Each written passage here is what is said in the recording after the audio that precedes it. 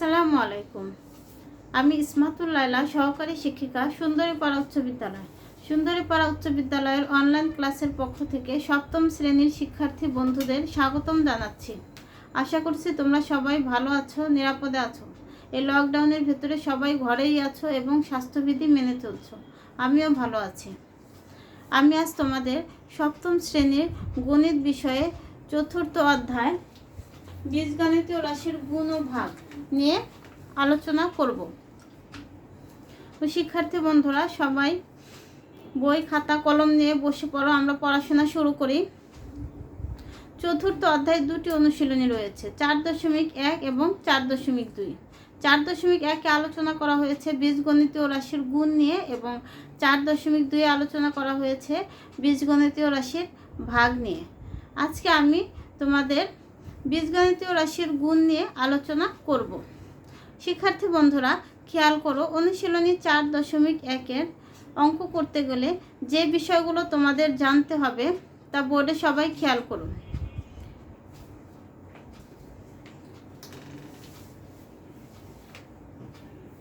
বীজগণিতীয় রাশির গুণ, এখানে কিছু নিয়ম তোমাদের মানতে হবে। বীজগণিতীয় রাশির গুণ করতে গেলে এই নিয়মগুলো তোমাদের মেনে গুণের অঙ্কগুলো করতে হবে। তো শিক্ষার্থী বন্ধুরা সবাই খেয়াল করো, আমি বলছি নিয়মগুলো কি কি। প্রথমটা হচ্ছে গুণের বিনিময় বিধি।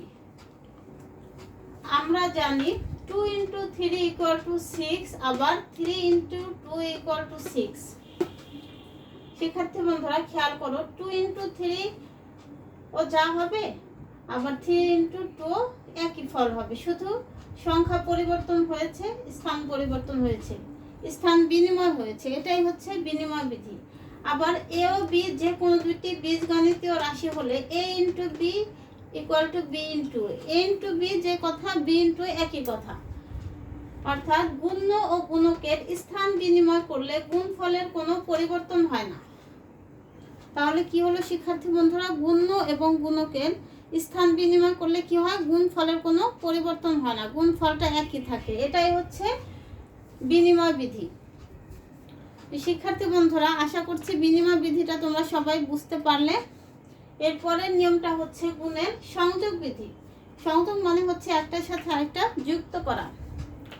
শিক্ষার্থী বন্ধুরা বোর্ডে খেয়াল করো, 2 × 3 × 4 = 6 × 4 = 24। তাহলে আমরা যদি এটাকে গুণ করি কত পাবো, 24। আবার 2 × 3 × 4 = 2 × 12 = 24। শিক্ষার্থী বন্ধুরা খেয়াল করো, প্রথম অংশে 2 × 3 ব্র্যাকেটে ছিল 6 × 4, এটা হবে 24। আবার এখানে খেয়াল করো, 2 × এখানে ব্র্যাকেটে আছে 3 × 4, 2 × 12, তাহলে ফলাফলটা কি হলো, 24। তাহলে সবাই খেয়াল করো, 2 × 3 × 4 = 2 × 3 × 4, শুধু ব্র্যাকেটের স্থান পরিবর্তন হয়েছে, যা গুণের সংযোগ বিধি, কিন্তু ফলাফলটা একই পাওয়া গিয়েছে। এ বি সি যে কোনো তিনটি বীজগণিতীয় রাশির জন্য a × b × c = a × ব্র্যাকেটে b × c, যা গুণের সংযোগ বিধি। a × b bracket × c = a × ব্র্যাকেটে যদি b × c দেওয়া হয় তাহলে একই ফলাফল হবে, সেটা কি হবে, গুণের সংযোগ বিধি। এরপরের নিয়মটা হচ্ছে গুণের সূচক বিধি। আমরা কি জানি, আমরা জানি a × a = a², আবার a × a × a = a³ বা a⁻³ আবার a × a × a × a = কি হবে, a⁴। অতএব এখন আমরা যদি a² × a⁴ কে গুণ করি তাহলে কি হবে শিক্ষার্থী বন্ধুরা খেয়াল করো, a² হলো a × a × আর a⁴ হচ্ছে a × a × a × e = দুটো মিলে গুণ করলে কি হবে, a⁶। তাহলে a⁶টা কিভাবে হলো সবাই খেয়াল করো, এই সূচক বিধিতে কি হবে, পাওয়ারগুলো যোগ হয়ে যাবে এবং বেস একই থাকবে। তাহলে এটার বেস কি a, আর পাওয়ার কি আছে 2 আর 4, এখানে 2 আর 4 যোগ হয়ে এখানে a টু দি পাওয়ার 6 হয়েছে। এটা হচ্ছে সূচক বিধি। তাহলে সূচক বিধিতে কি হবে, বেস একই থাকবে, পাওয়ারগুলো যোগ হয়ে যাবে। বা সাধারণভাবে a to the power m into a to the power n equal to a to the power m plus n। তাহলে শিক্ষার্থী বন্ধুরা খেয়াল করে, এখানে বেস হচ্ছে a আর পাওয়ার হচ্ছে m আর n, তাহলে m আর n কি হয়েছে, এখানে যোগ হয়ে গিয়েছে। আচ্ছা, যেখানে m n যে কোনো স্বাভাবিক সংখ্যা, এই প্রক্রিয়াকে গুণের সূচক বিধি বলা হয়। তাহলে শিক্ষার্থী বন্ধুরা সূচক বিধিতে আমরা কি জানলাম, বেস একই থাকবে এবং পাওয়ারগুলো যোগ হয়ে যাবে। আবার খেয়াল করো, এখানে কি আছে, a কিউব হোল স্কয়ার, এরকম থাকলে কিভাবে করবা তোমরা? তাহলে a কিউব হোল স্কয়ার মানে কি, স্কয়ার মানে হচ্ছে 2, তাহলে a কিউব দুইবার লেখা হয়েছে, a cube into a cube equal to a to the power 6 equal to, এটাকে এইভাবেও লেখা যায় a to the power 3 into 2। 3 into 2 কোথা থেকে আসলো, এই যে a কিউব আর স্কয়ার 2, এইভাবে গুণ করে এটাকে লেখা যাবে। সাধারণভাবে a to the power m to the power n equal to, এরকম যদি থাকে তাহলে আমরা লিখব a to the power mn। এটাও গুণের সূচক বিধি। শিক্ষার্থী বন্ধুরা এরপরে আমরা আসি গুণের বন্টন বিধিটা কি। বন্টন বিধি অনুসারে আমরা জানি 2 into a plus b equal to a plus b plus a plus b, যেহেতু 2x equal to x plus x equal to a plus a plus b plus b, তাহলে যোগ করলে কি হলো, এটা 2a প্লাস 2b।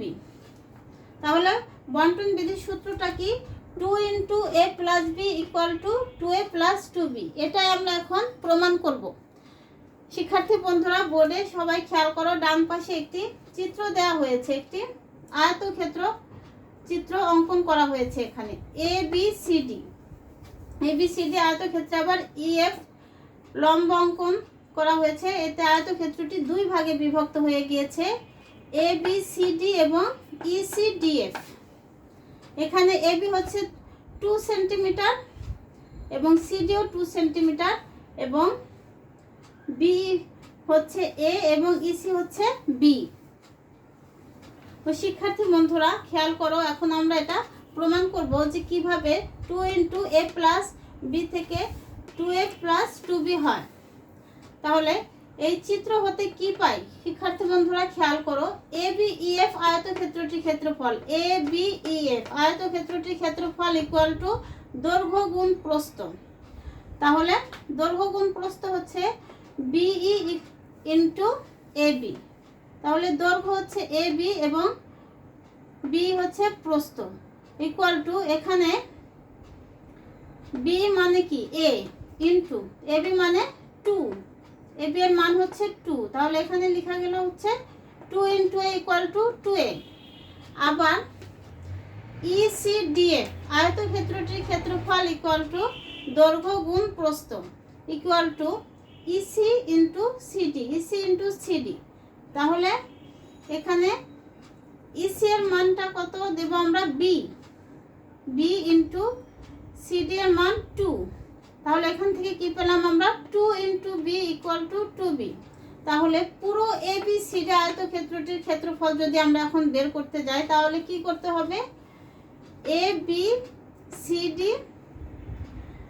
আয়তক্ষেত্রটির ক্ষেত্রফল যদি বের করি, তাহলে শিক্ষার্থী বন্ধুরা কিভাবে করব আমরা, ABEF আয়তক্ষেত্রের ক্ষেত্রফল প্লাস ECDF আয়তক্ষেত্রের ক্ষেত্রফল, দুইটা ক্ষেত্রফল যোগ করতে হবে, ABEF এবং ECDF এই আয়তক্ষেত্রটির দুটির ক্ষেত্রফল যোগ করতে হবে আমাদের। তো শিক্ষার্থী বন্ধুরা সবাই খেয়াল করো, এখানে আমরা কি পেয়েছিলাম, ABEF আয়তক্ষেত্রের ক্ষেত্রফল কি পেয়েছিলাম আমরা, 2A প্লাস ECDF আয়তক্ষেত্রের ক্ষেত্রফল কি পেয়েছি, 2B।